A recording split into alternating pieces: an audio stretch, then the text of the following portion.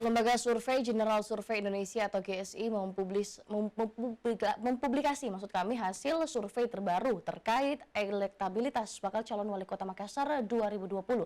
Jika Pilwali digelar dalam waktu dekat ini, hasil survei menempatkan Munafri Arifudin di posisi kedua, menempel elektabilitas dari Dani Pomanto dengan selisih 4,3%.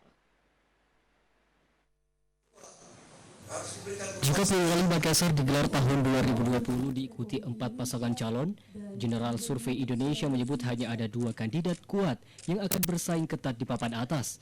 Kedua pasang calon tersebut yakni Dani Pomanto bersama Fatmawati Rusdi dan Munafri Arifudin dan Abdul Rahman Bando.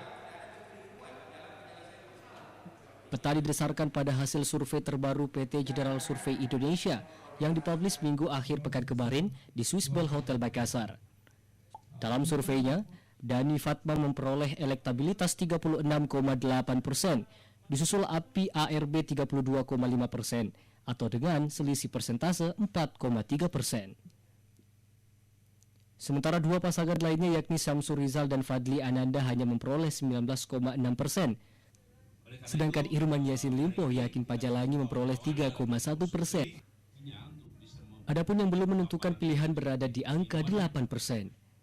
Sementara itu, Direktur Eksekutif PT General Survei Indonesia Herman Lilo mengatakan, dari keempat paslon survei bakal calon wali kota, Munafri Arifudin dan Syamsur Rizal memiliki tren elektabilitas naik, sementara Dani Pomanto relatif menurun.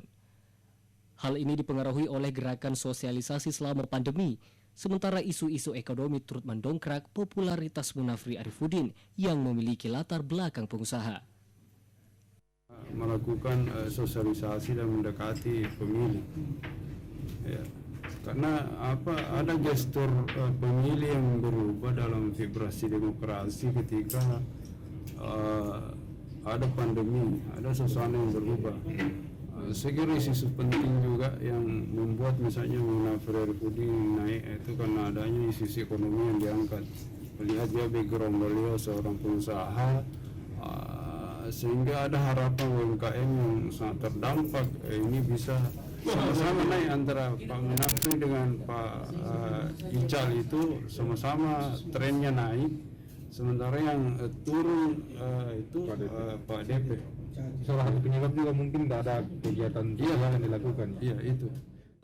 Survei ini digelar pada 18 hingga 25 Juni 2020 dengan jumlah sampel 1.200 responden yang tersebar secara proporsional berdasarkan jumlah DPT di semua kelurahan di Kota Makassar. Tim Liputan Slebes TV.